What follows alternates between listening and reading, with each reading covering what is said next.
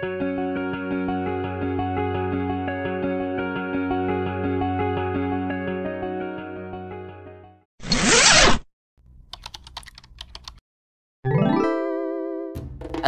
Everyone, welcome to my new blog 7।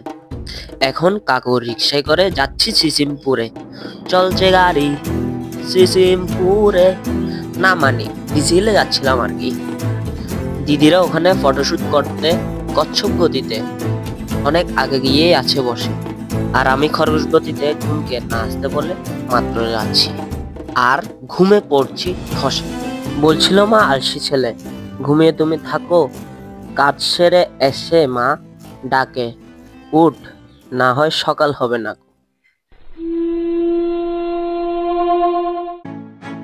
ডিসিলে এসে দেখি জোড়ায় জোড়ায় পাখি করছে তারা গল্পগুজব, কিন্তু স্বপ্ন দেখছে একই। শালিকের মেলায় এই কাকন এক পাশে বসে ভিডিও করছিলাম আর উপভোগ করছিলাম। দিদিরা ব্যস্ত ফটোশুটে, ওই যে দেখা যাচ্ছে, আর আমার দায়িত্ব হচ্ছে সেভ ব্যাক সেভ করা। হালকা করে ফটোশুট সেরে এখন সবাই খেতে যাচ্ছে জামাল খানে। আমরা সিদ্ধান্ত নিয়েছি যাব জামাল খানের বীচ চট্টলা রেস্টুরেন্টে। আমরা আসছি বীচ চট্টলা, খাবো পেট ভরে। রেস্টুরেন্টটা ছিল অনেক সুন্দর, তাই দেখছি ঘুরে ঘুরে।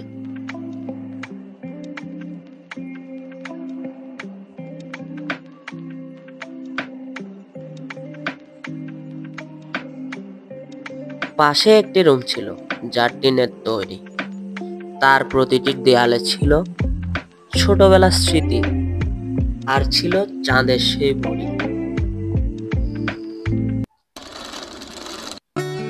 আবার এক কাকুর রিক্সায় উঠে যাচ্ছি চারুকলা ইনস্টিটিউটে।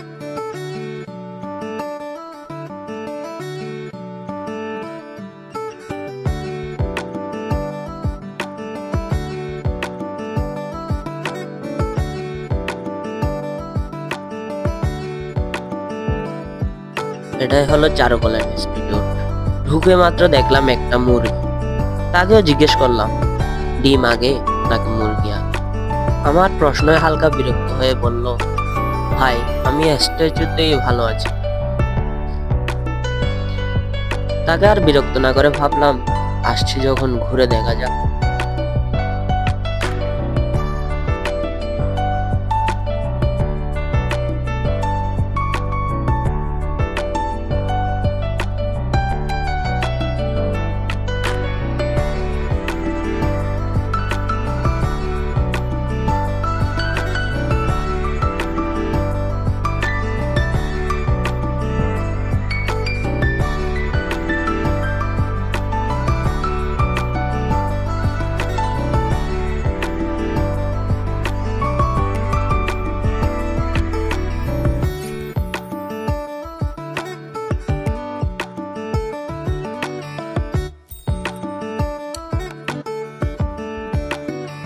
শিল্পী রশিদ চৌধুরী আর্ট গ্যালারি বলতে গেলে পুরা চোখ ধাঁধানো জিনিসপত্র, যেখানে গিয়ে আপনি হারিয়ে যাবেন। এখানের আর্ট এক একটা শিল্পকলা, দেখতে তো অসাধারণ, তার মধ্যে দেখার সাথে সাথে আপনার জানতেও ইচ্ছা করবে, অনেক কিছু শিখতেও ইচ্ছা করবে।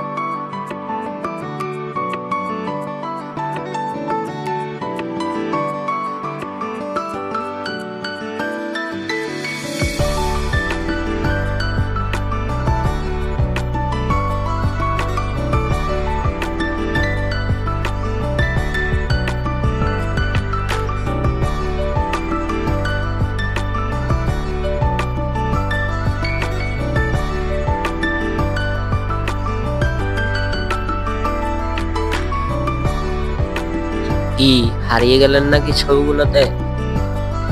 দেখতে থাকুন, তাই তো কথা বলছিলাম।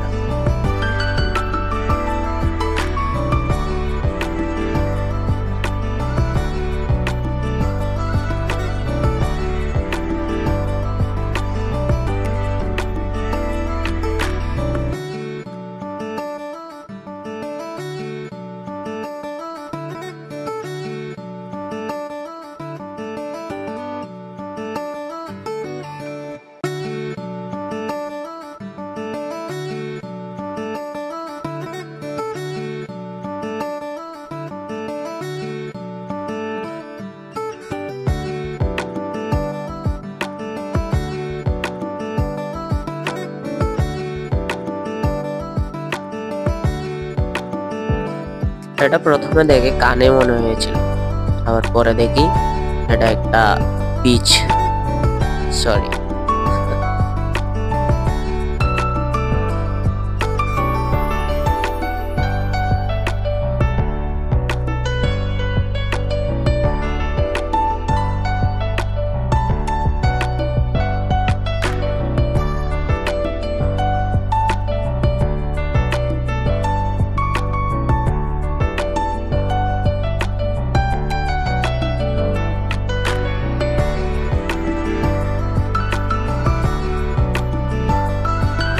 আজকের ভিডিও এটুকুই।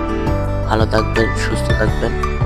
দেখা হবে পরের ব্লগে বা অন্য কোনো ভিডিওতে। টাটা।